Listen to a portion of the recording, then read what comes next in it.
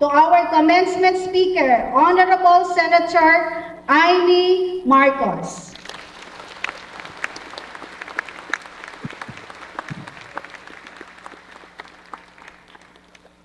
Maraming salamat. Maupo kayo, nakakatanda na masyado itong malang pa, super ate ng Pinas, senadora pa. Maraming salamat po. Ako'y nag-iintay at medyo nagmamadali. May sesyon kami ng 3:00, kaya nangangalampag. Pero ganun pa man, hindi ako makapaniwala. Ganito na pala kalaki ang Pateros Technological College. Kaya palakpakan po natin, batch 26 of 2004. At magandang hapon po sa inyong lahat. At andito, maraming salamat sa inyong pagkumbida. At eto nga, ang napakahalagang araw ng ating buhay, ang graduation sa pinakamamahal nating paaralan ng Pateros. Nakikiisa ako sa tagumpay ng mga magsisipagtapos. Congratulations to the 1,245 graduates. First of all, allow me to greet ang ating kaibigan, ang ating Pateros Mayor, talaga naman kagalang-galang Mayor Ike Ponce III. Ang Vice Mayor, Carlos Santos, at lahat ng konsehal, si Congressman Richard Cruz, ang SK Federation President, at mga SK na narito. Andito ba yung mga SK? Asan ba kayo? Ako yung SK na orige, Kapataang Barangay, dati ang tawag. Pero hanggang ngayon, pagpipilitan kong SK pa rin ako. Sangguniang katandaan na, laban-laban na lang to. Nako ha. Ang ating college president, Dr. Annalisa Arcega, ang National President of Local Colleges, Dr. Raymond Arcega, ang ating Student Council President, Mary Joy Obispo, ang board, committee, faculty, mga guro and staff, at sa lahat ng ating mga kaibigan, andito at kinikilala natin maigi muna ang ating mga teachers, faculty, at lahat ng mga gumawa ng paraan na mabuo itong araw na ito. Saludo sa ating masisipag, nagsasakripisyo at magagaling na guro. Palakpakan po natin. Ating bibigyan pugay ang ating mga magulang, kapatid, lola, pamilya, dahil sa kanilang hirap at dusa, sipag at tiyaga, higit sa lahat pagmamahal sa inyong mga graduate, nakapagtapos tayo. Ang inyong matamis na tagumpay, tagumpay ng nanay at tatay. Pagkat ang sinasabi lagi, napakahirap mag-aral, mas lalong mahirap sa nagpapaaral. Tunay nga na ang magulang ang sanhi ng lahat. Again, let's give a warm round of applause to those who made this possible. And today we see all the graduates here sa iba't ibang mga faculty, iba't ibang tinapos. Higit sa lahat, andito ang awardees, ang top graduates natin, Mary Sheila Samson ng BSOA, Jaira James Kimson, BSBA, top-notcher din Angelo Kayla San Jose, Margie Moslares, John Maquinio Pialago. Asa na kayo? Ito yung mga bonggang-bonggang matatalino. Jose Manuel Araujo, DSOA din, Sheila May Cortez, Mark Anthony Santiago, Crisalena Barrete, Lisa Joy de Paudon. Nako, palakpakan natin sila, lahat ng top-notcher natin. Okay, maupo kayo at yung mga hindi nabanggit, sana naman top-notcher man lang kayo sa puso ng jowa ninyo. Pwede na rin. Ayan. Sa ating mga graduates, nakakatuwa na makakita kayo lahat. Ano nga sabi? Di baling walang date, basta ngayon nakapag-graduate. O, di ba? Type na rin. Di bali ng hindi mahal, basta nakapagtapos ng pag-aaral. Di bali nang pinagdaanan sa katutak na hassle. Basta ngayon, ang kapalit ay tassel. Ayan. Napakadami namang hugot dito. Ano ba yan? Talaga naman. Pero talaga happy ako makita kayo. At tunay nga na ang Pateros Technological, isa sa community college na nagbibigay ng textbook courses.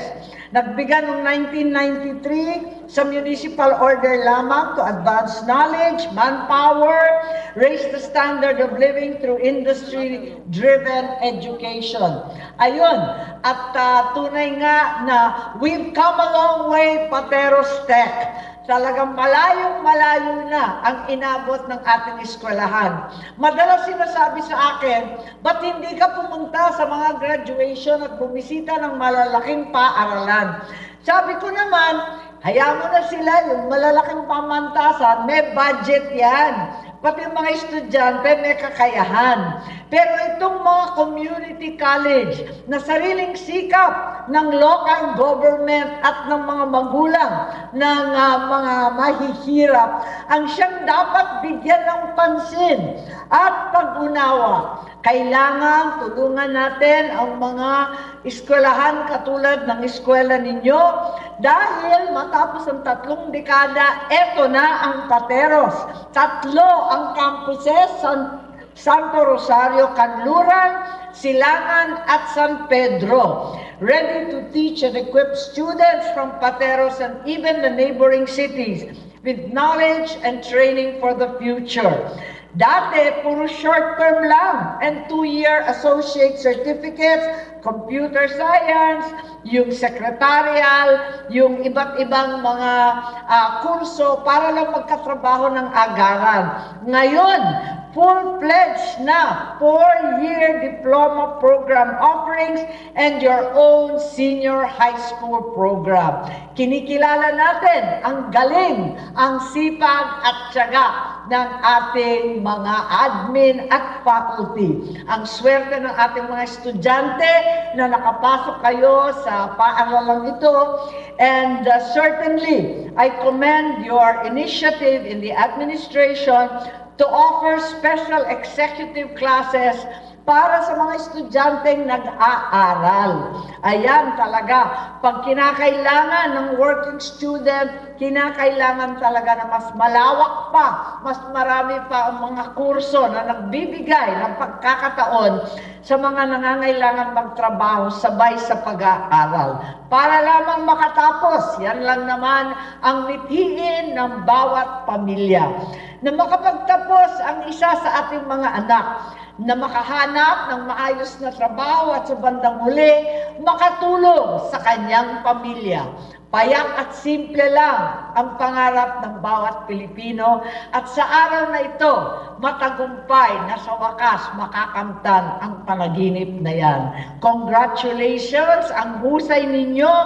Tunay nga na ang mga mag-aaral ay magkakahanap buhay. Congratulations ng matindi. Madalas ako namimigay ng kung ano may project dyan sa DSWD, kahit sa DepEd at sa CHED, may 10 million DSWD educational assistance para sa 2,000 mag-aaral.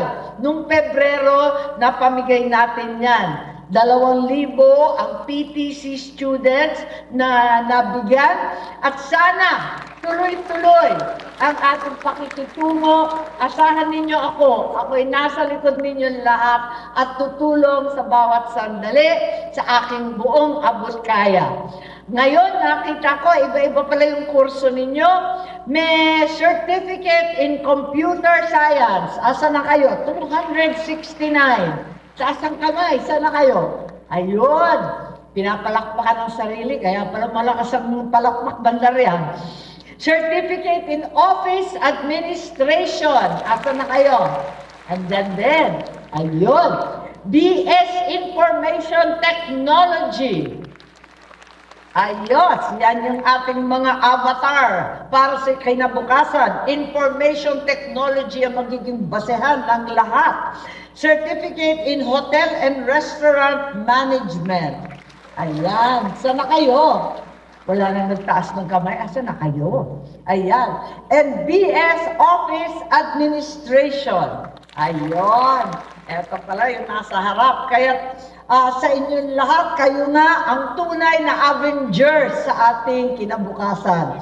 Kayo ang inaasahan namin na magbabago ng ating lipunan, na magbigay ng pagkakataon sa mga nangangailangan ng tulong at magbibigay ng magandang bukas sa bawat Pilipino. Prioridad mula pa sa aking ama ang mga eskwelahan.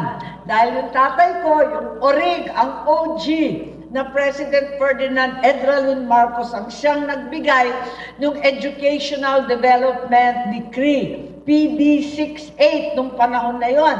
May Educational Assistance Act pa. Kaya tinutuloy ko lamang ang aming tradisyon sa pamilya na laging tulungan, laging unahin ang ating mga mag-aaral. Hawak na ninyo ang bukas, hindi lamang sa mga araw na hinaharap, kundi sa ngayon. Alam natin na maraming payo binibigay ng inyong magulang at mga nakatatanda sa atin. Ang masasabi ka lang, huwag matakot mangarap. Walang imposible. Ngayon, ang pagkakataon ninyo na subukan ang lahat, kahit sabihin nila na kabaliwan yan o di kaya suntok sa buwan, huwag po tayong maniwala. Habang bata pa, ngayon ang panahon para subukan ang lahat. Dream high, dream big. You're only limited by your dreams. Huwag matakot na pumalpak.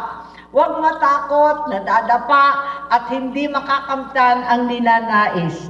Alam ninyo, ang failure, ang kapalpakan ay hindi mahalaga. Araw-araw sa buhay na ito, meron tayong ginagawa na kapalpakan. Hindi maiwasan yan. Yan talaga ang buhay eh. Kaya lang, hindi naman importante ilang beses ka nagkamali, ilang beses ka nadapa. Ang mahalaga ay bumangon. Yun ang importante. Do not fear failure. Fear of failure is what will stop you from doing good. Many of the greatest people in the world first failed many times, so fail fast and furious, so that finally you will find victory. Get back up. That's the Filipino spirit. Resilient, hindi sumusuko. Yan ang talagang kinakailangan gawin. Huwag kayo kabahan na magkakamali, baka bulilyaso. Ganyan talaga ang buhay. Ang sabi nga sa paggagawa ng sine, nung gumagawa pa ako hanggang ngayon, sa totoo lang, sa 10 pelikula, swerte ka na kung 7 ay lugi.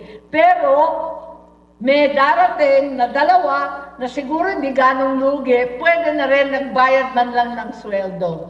Pero yung ika-10, yun ang blockbuster na magbabayad at magtatagumpay para sa lahat. So, that means you should fail fast and furious, paspasan at matuto sa mga kapalpakan at kamalian at mahanap agaran ang blockbuster na sine ng buhay ninyo. Yun ang mahalaga. Higit sa lahat, huwag ninyong kakalimutan kung saan kayo nanggaling, sa Pateros Tech. Dito kung saan nabigyan kayo ng magandang oportunidad na umahon sa kahirapan at alalahanin anuman ang meron kayo, kahit kakarampot lang, kahit anumang kaalaman, i-share ninyo sa mga kapwa ninyo sa Pateros.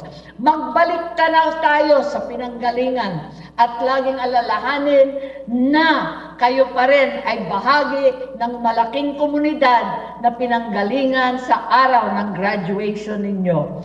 Sa inyong lahat, kayo ang tunay na solusyon. Sinasabi nila kapag may problema, hindi daw ako nauubusan ng solusyon, ay may solusyon. Pero ang totoo, tayong lahat ang solusyon. Hangad namin ang inyong patuloy na tagumpay. Good luck, Godspeed, and congratulations at mabuhay PTC class of 2024. Mabuhay ang kabataang Pilipino, mabuhay ang Pateros Tech. Maraming salamat sa inyong lahat.